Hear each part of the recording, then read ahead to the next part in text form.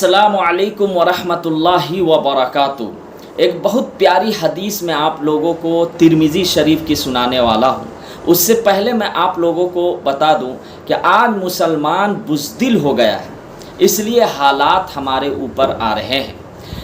کسی نے صحیح کہا ہے کہ ایک دل میں ایمان اور بزدل جمع نہیں ہو سکتے، یعنی اگر ایمان والے ہیں اور اس کے بعد بزدل ہوں، یہ تو ہو ہی نہیں سکتا۔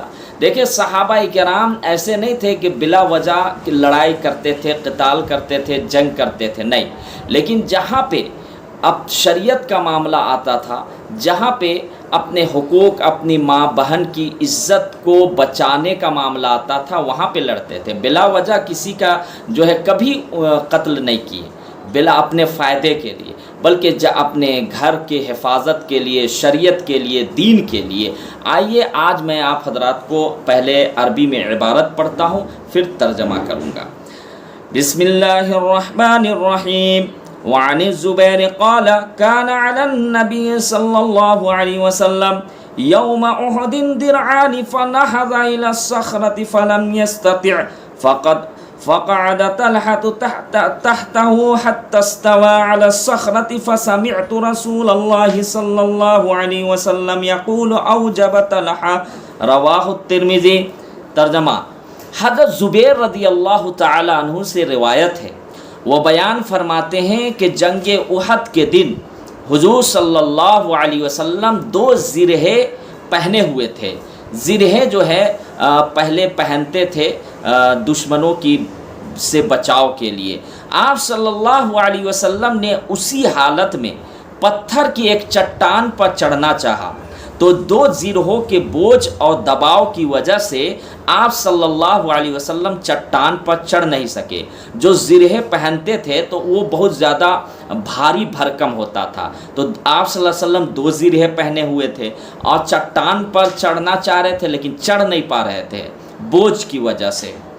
تو طلحہ رضی اللہ تعالی عنہ بیٹھ گئے تاکہ آپ صلی اللہ علیہ وسلم ان کے اوپر قدم مبارک رکھ کر پتھر کی اس چٹان تک پہنچ سکے۔ چنانچہ آپ صلی اللہ علیہ وسلم ان پر اپنا پاؤں مبارک رکھ کر اس پتھر کی چٹان تک پہنچ گئے۔ حضرت زبیر رضی اللہ تعالیٰ عنہ فرماتے ہیں کہ میں نے سنا کہ حضور صلی اللہ علیہ وسلم نے اس موقع پر فرمایا، یعنی طلحہ نے اپنے لیے جنت واجب کر لی ہے۔ ماشاءاللہ، حضرت طلحہ رضی اللہ تعالیٰ عنہ کتنے خوش نصیب تھے کہ آپ صلی اللہ علیہ وسلم نے جب دیکھا کہ وہ جو ہے جھک گئے، بیٹھ گئے، کیوں؟ تاکہ آپ صلی اللہ علیہ وسلم ان کے اوپر پیر رکھ کر اور چٹان کے اوپر چڑھ سکے، تو آپ صلی اللہ علیہ وسلم نے حضرت طلحہ رضی اللہ تعالیٰ عنہ کے لیے فرمایا کہ طلحہ نے جنت واجب کر لی ہے۔ اب جب آپ صلی اللہ علیہ وسلم نے فرما دیا تو بتائیں آپ حضرات، جنت جانے سے کوئی روک سکتے ہیں حضرت طلحہ رضی اللہ تعالیٰ کو؟ نہیں، نعوذ باللہ۔ تشریح: اس حدیث میں حضور صلی اللہ علیہ وسلم کے 2 زرہے پہننے کا ذکر ہے۔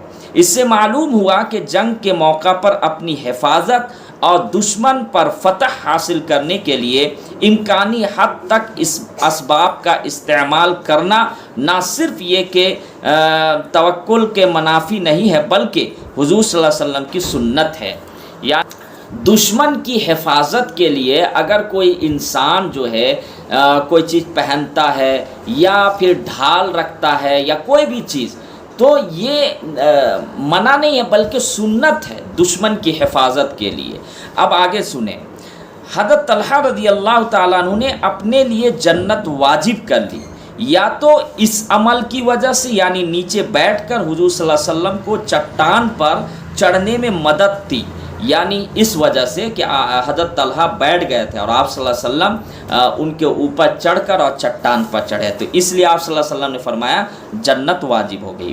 یا مشقت اور تکلیف کی وجہ سے جو انہوں نے غزوہ احد میں حضور صلی اللہ علیہ وسلم کی حفاظت کرتے ہوئے برداشت کی۔ جنگ احد کے دن ایک وقت ایسا آیا کہ دشمن لشکر کے تیر اندازوں نے خصوصیت سے حضور صلی اللہ علیہ وسلم کو اپنے تیروں کا نشانہ بنا کر آپ صلی اللہ علیہ وسلم کو شہید کرنا چاہا، نعوذ باللہ۔ اس وقت جب آپ صلی اللہ علیہ وسلم پر تیروں کی بوچھار ہو رہی تھی، حضرت طلحہ رضی اللہ تعالیٰ عنہ نے اپنی ڈھال کے ذریعے حضور صلی اللہ علیہ وسلم کو بچانے کی کوشش کی۔ اسی حالت میں ان کا ہاتھ ایسا زخمی ہوا کہ ڈھال ہاتھ سے گر گئی، تو انہوں نے خود اپنی ذات اور اپنے پورے جسم کو، خاص طور سے اپنے دونوں ہاتھ کو ڈھال بنا لیا۔ حضور صلی اللہ علیہ وسلم کی طرف آنے والے ہر تیر کو اپنے اوپر لیا، دشمن کا ایک تیر بھی حضور صلی اللہ علیہ وسلم تک نہیں پہنچنے دیا، جس کی وجہ سے ایک ہاتھ بالکل خراب ہو گیا اور پورا جسم گویا چھلنی ہو گیا۔ روایت میں ہے کہ ان کے جسم پر 80 سے زیادہ زخم شمار کیے گئے اور شرمگاہ بھی زخمی ہو گئی، لیکن اللہ تعالیٰ کی مشیت سے زندہ رہے اور احد کے بعد بھی تمام غزوات میں حضور صلی اللہ علیہ وسلم کے ساتھ شریک رہے۔ حضرت ابو سعید خدری رضی اللہ تعالیٰ عنہ کی روایت ہے کہ عتبہ بن وقاص مشرک نے آپ صلی اللہ علیہ وسلم کی طرف پتھر مارا، جس سے آپ صلی اللہ علیہ وسلم کی دائیں طرف کا دندان مبارک شہید ہو گیا اور نیچے والا ہونٹ زخمی ہو گیا۔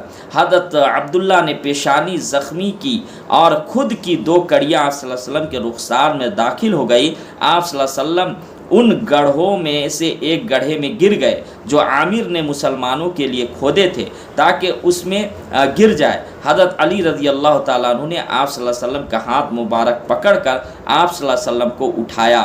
طلحہ رضی اللہ تعالیٰ عنہ نے آپ صلی اللہ علیہ وسلم کو اٹھایا۔ حضرت ابو سعید خدری رضی اللہ تعالیٰ عنہ نے آپ کا خون چوس لیا۔ حضور صلی اللہ علیہ وسلم نے فرمایا، جس نے میرا خون چوسا اس کو جہنم کی آگ نہیں چوسیں گی۔ یعنی حضرت ابو سعید خدری رضی اللہ تعالیٰ عنہ آپ صلی اللہ علیہ وسلم زخمی ہو گئے تھے تو اس وقت جو ہے خون چوس لیے تھے، تو آپ صلی اللہ علیہ وسلم نے حضرت ابو سعید خدری رضی اللہ تعالیٰ عنہ کو فرمایا کہ جس نے میرا خون چوسا جہنم کی آگ اس کو جلا نہیں سکتی۔ تو اس ویڈیو کو شیئر کریں۔ السلام علیکم ورحمۃ اللہ۔